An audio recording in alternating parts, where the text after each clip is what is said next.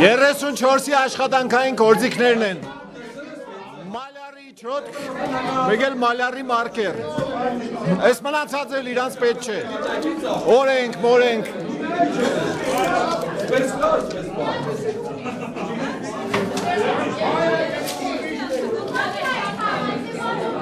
Հանձնաժողովի անդամները չեն պատմել, որը ինչ է քվեարկել։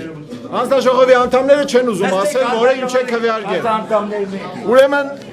ստեղ հանձնաժողովի անդամների հեռախոսահամարներն են։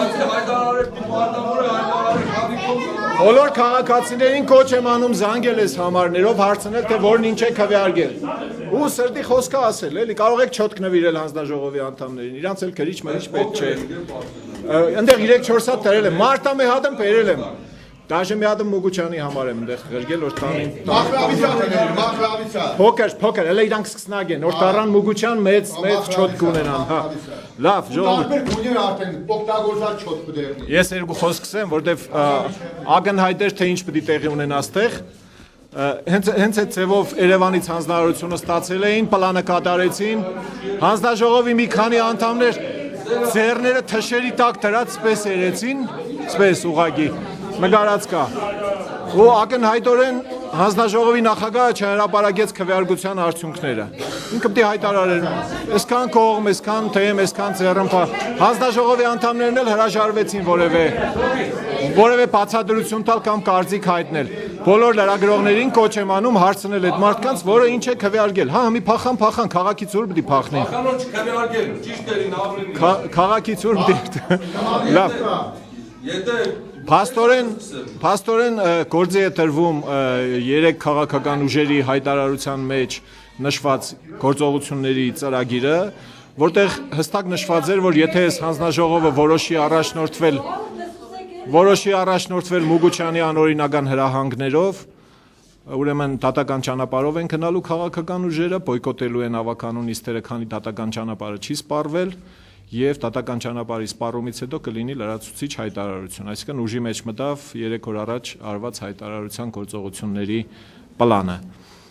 Սա էր, ուրիշ բան սպասել էս ռեժիմից, Սերժիկ Սարգսյանից, Մուգուչյանից կամ արդեն Բաղրամյանից անիմաստ է։ Քաղաքը իրականում երկու մասի է բաժանվել, քվեներով է բաժանվել երկու մասի, ուրեմն մանդատներով է բաժանվել երկու մասի եւ հիմա հանձնաժողովի անդամներով է բաժանվել երկու մասի։ Հանձնաժողովի անդամների քվեարկությունը դեռ մութ է, որոշումը հենց հանեցին Կերևա, քանի հոգի է կողմ քվեարկել, քանիսը դեմ, բայց դուք բոլորը տեսել ու տեսագրել եք, թե վիճակը ինչ էր։ Ես ինքս տեսա մեկ կողմ, ինքս տեսա մեկ ձեռնպահ։ Եկուց կգնան իդ ողորմ։ Չէ, ես ասացի, որ հայտարարություն չի եղել։ Ես ասացի, որ հանձնաժողովի նախագահը քվեարկության արդյունքները չի հրապարակել, չի ասել, ով, ինչպես, քանի քվե։ Հասկանալ, այսքան մարդ են եղել կանգնած, այդ մարդիկ էլ քաղաքի մարդիկ են, ուր պետք է փախնեն։ Եթե ամեն մեկը գրին քարտ ունի, չէ, բհմիստեղից ելավ պետք է գնա, հալալ եղնի իրանց, եթե չէ,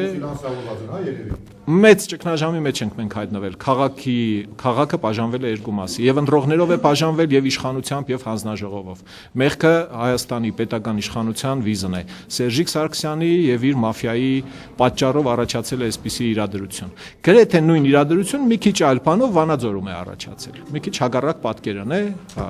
իրենց մոտ դրությունը մի քիչ ավելի արդար է ճիշտն ասած։ Էս էլ բան։ Գործիք։